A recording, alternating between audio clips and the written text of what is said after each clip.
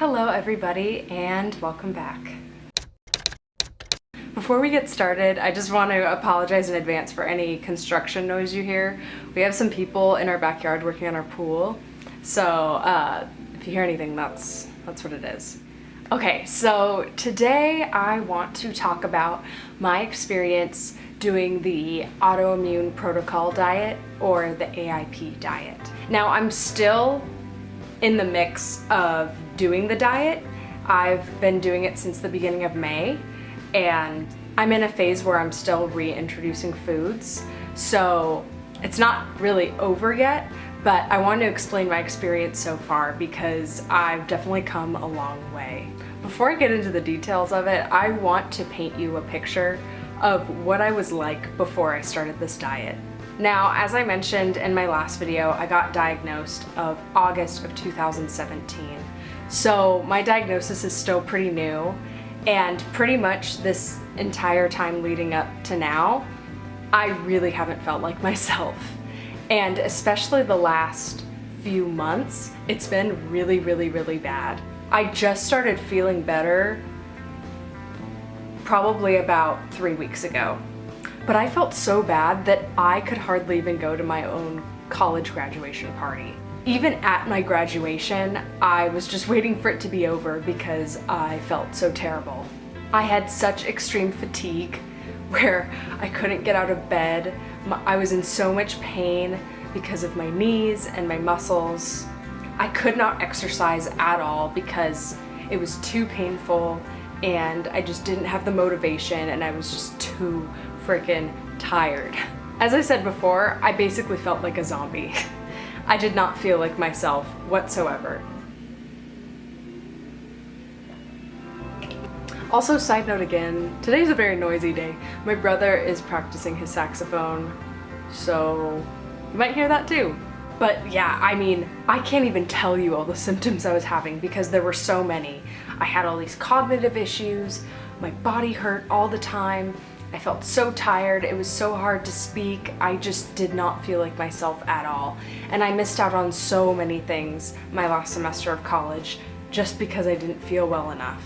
On top of all those things, I was also having a lot of digestive issues, and I had already identified that I definitely had sensitivities to certain foods, but I didn't really know how bad it was until I moved back home. I had a distended stomach that was so bloated, I probably looked like I was 5 months pregnant. That's what my mom even told me. She was like, wow, ew, yikes. But yeah, after I graduated and I moved home, the pain didn't go away. I was still having a ton of pain, I was still really fatigued, I would just lay on the couch all day. I didn't want to do anything, and everything felt like a chore. Even just making food was a chore. Taking a shower was a chore. Everything just sucked. And my digestive issues were getting so bad that my endocrinologist referred me to a gastroenterologist. I can never freaking say that word. Hold on. We're gonna let Google say it because I don't know how. Gastroenterologist. Gastroenterologist. There we go. So my endocrinologist referred me to a gastroenterologist. I'm sorry, I'm not gonna be able to say it. I'm gonna say gastro doctor instead. I just can't frickin' say it, my tongue gets so tied. So I got referred to a gastro doctor to help me with my digestive issues. And the first thing he asked me was, how long have you been having issues? And I had never really thought about it, but I was like, wow, I really have felt terrible for as long as I can remember. I remember since I was a kid just getting pain after I ate meals, and my parents would always be like, Chloe, you need to not eat so fast, and that's just what I thought it was. I thought I was just scarfing my food down and I just needed to slow down, but it wasn't the case. Now, he had suggested that I might have a variety of different issues, but he didn't really know because my symptoms were so all over the place. But he did order blood tests for me to do and certain tests. One important one being a SIBO test, or small intestine bacterial overgrowth. So I did my tests for my gastro doctor, And he had also suggested that I see a dietitian. And I found the best dietitian. She also has Hashimoto's, and in my first meeting with her, she was so helpful, and she had suggested that I go on the Autoimmune Protocol diet as soon as possible. So I did, because I would do anything to feel better. I just felt like I was wilting, and I really, really wanted to get my life back. Honestly, at the time, I didn't really see it in the near future. I thought I was going to feel as terrible as I did for a very long time. And I had a really, really hard time believing that it was gonna get better as soon as she made it seem that it was going to be. So I would suggest you do your own research on the AIP diet if you haven't done so already, just because it's a lot of information and you can kind of get the cool history behind it. But basically what it is it's a modified version of the paleo diet or the paleo lifestyle, but it targets people who have a lot of inflammation in their body, aka people with a lot of autoimmune diseases. So after getting some guidance from my dietitian, she loaded me up with tons of information, gave me lots of pamphlets, lots of booklets, and lots of guidance, and said, I'd like you to start doing this diet. And at first, I was so overwhelmed because I had made modifications to my diet on my own, and I thought that was hard enough because at that point, I had already cut out a few foods that I noticed were hurting my digestive system,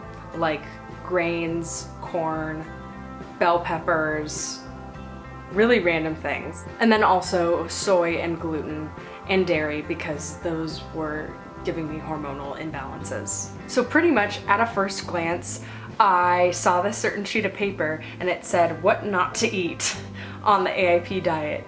And it said, you can't eat grains, you can't eat dairy, you can't eat soy, you can't eat nuts, you can't eat seeds, you can't eat legumes, you can't eat oils except for olive oil, coconut oil, and avocado oil.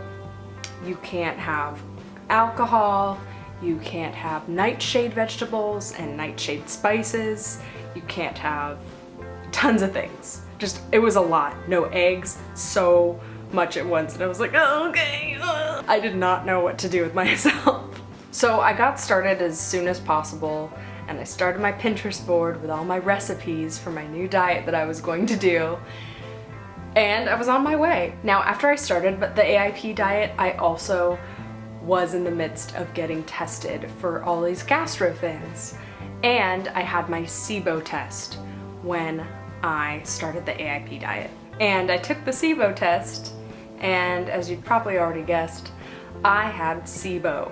Now, the way to treat SIBO was completely different than how you treat Hashimoto's. And luckily, my dietitian had also had SIBO as well, so she had tons of insight to give me on doing the AIP diet with the SIBO diet at the same time. So my already limited diet got even more limited. On top of all the other stuff I couldn't have, I now had to eat foods that were really, really, really easy on my digestion, which meant I had to go on a low FODMAP diet. Again, if you don't know what a low FODMAP diet is, I would just Google it. I can't even tell you what FODMAP actually stands for, but it's basically all foods that are easy on your digestive system. Additionally, I had to do a GAPS diet, which meant that I couldn't eat a lot of starches, because basically what feeds the SIBO bacteria is starch and sugar, and I had to cut all of that out, or minimize it as much as I possibly could. And last but not least, all of my food had to be cooked, because raw foods are harder on the diet. That meant fruit, that meant vegetables, that meant proteins, that meant oil. Everything had to be cooked. So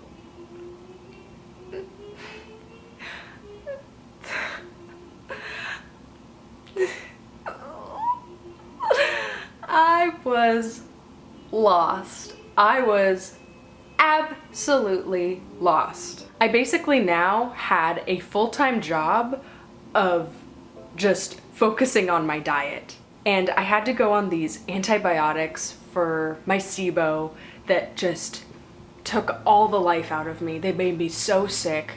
I couldn't get off the couch more than I already couldn't get off the couch. And I just basically had to expel all the bacteria from my body, and it was horrible. And while I was feeling that horrible, I had to cook all these fresh, healthy meals and follow all these guidelines, and it was the last thing that I wanted to do.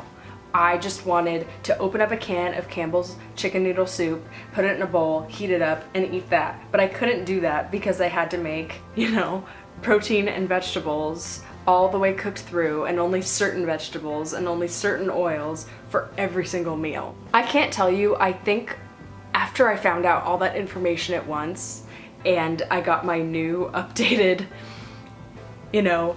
guidebook to this diet, I went to Sprouts trying to find things that I could eat, and I cried in the middle of the canned foods aisle because I was trying to find a coconut milk that didn't have any additives or emulsifiers in it, and there was nothing. There was absolutely nothing, and I cried in the middle of Sprouts. People stared, people looked, people thought I was crazy, but I didn't care because I was there in my sweatpants with all my acne at my heaviest weight I've ever been, and I just wanted to feel better, and I didn't really care if I cried in Sprouts because I needed help and I needed answers. Luckily, things got a lot easier and I was on my way, and I found things that I could eat. Trader Joe's has coconut milk without any additives, if you're ever wondering. But even being that frustrated, in that much pain, that fatigued, I still did it. And all I wanted to do was feel even remotely like myself again. And like I said at the beginning, I was very pessimistic about how this was going to go. I thought, oh, I'm gonna be miserable for a few months and nothing's really gonna change and nothing can really help me. And I might feel temporarily better, but I'm just gonna start to feel like shit again. And I also developed a huge chip on my shoulder about my diet. For example, I went to go visit one of my best friends for a long weekend, and she has a lot more leeway in her diet, and I had to bring like all my meal prep of all my pre-made foods, like my chicken and green beans. I had to bring it all to her house because I couldn't eat anything. I can't go to a restaurant. I don't know what oil they're cooking in. I couldn't do anything. The only food I could trust was the own food I made. And so when I go over to her house, she's like, oh, would you mind if we went to McDonald's? And I'm like, no, like, I don't mind. I just can't eat anything. So, I mean, I'll come along for the ride, but... And it was so hard to watch her eat that Happy Meal. Oh my gosh, I just wanted a chicken nugget so badly, and I couldn't have it. But I had my green beans, so it was okay. But that chip on my shoulder eventually went away. It still comes back from time to time when my brother asks for, a loaf of bread at the store, and I'm like, okay. But I'm happy that other people can eat things like that and be fine. I'll just live vicariously through them. Basically, now my diet has gotten a lot more leeway and I've been able to add a lot of foods back, thank goodness. But that's basically what the diet is. You're basically trying to create your own lifestyle that's the least restrictive possible, that's going to keep you healthy. And it's not gonna look the same for everyone in the end. I mean, the process of figuring out, all the foods you can tolerate and the foods you can't tolerate, it takes a really, really long time. And I think for me, it's still gonna be a few more months until I really know what I can and can't eat. And it's a lot of trial and error. For example, I do not tolerate beans at all, whatsoever. I tried a spoonful of black beans and my stomach went, and I went, nope. And it's just something that I've kind of come to terms with. And let me just tell you, I am blown away at the progress that I have made. I've been thinking about making this channel for a really long time, and my fatigue was so bad, I couldn't even do it. But here I am today. I feel incredible. I feel so much more energetic. I don't have as much joint pain. I still get it from time to time, but it's not daily. I don't have headaches, I don't feel foggy most of the time. I'm able to go out on walks, I'm able to go walk my puppy, I'm able to actually go hang out with my friends and have a good time and not feel forced and not feel tired. And something else that I didn't mention either that I will probably do a future video on is Hashimoto's is a autoimmune hypothyroid disease, right? And with that usually comes weight gain. And I had gained a lot of weight since being diagnosed, but doing this diet, I've lost 22 pounds. And I know that weight loss isn't supposed to be, you know, the main factor of doing this diet. That's not the focus at all. But I really thought that I was never going to be able to lose weight again, and I just needed to accept my body for what it was, which I did, and that's great too. But it feels so much better to be back at the weight I was at before. I feel like myself, I feel a lot lighter, I feel just like, I don't want to say a weight being lifted off my shoulders, but sure. It's amazing how much inflammation was in my body. And my stomach that was full of toxins and full of, you know, overgrowth of bacteria and leaky gut and all these issues going on. I was so bloated, and now my stomach's back to normal, and wow, that's all I have to say at my progress. I'm very proud of myself, and I did not see this change happening this fast. And it gives me a lot of hope for the future. I think I'll be able to be fully back to normal a lot sooner than I thought I was going to be. Of course, everyone has times where they're gonna have flare-ups and they're gonna have their bad days, but I really thought that the rest of my life was going to be a bad day, and it's not. And a huge part of that has been shifting my mindset. You know, no one's forcing me to do this diet, no one's forcing me to live my life the way I do. I'm doing it. I make certain choices every day because I want to feel my best. And keeping that mindset is really key to healing. I think that's all I have to say to you guys for right now. Thank you so much for watching this. I really hope this helped. If you're someone who's on the AIP diet, or your doctor recommended it to you and you don't really know where to start, or you just want more information on what you can do to reduce the inflammation in your body. Also, please feel free to talk about your experiences in the comments. It can be autoimmune related or not, struggles with diet, anything, you know? I just really want to hear your guys' experience. If you have any questions for me, feel free to ask each other questions. You know, we're a community and we need to support each other and help each other and encourage each other, and that is super vital.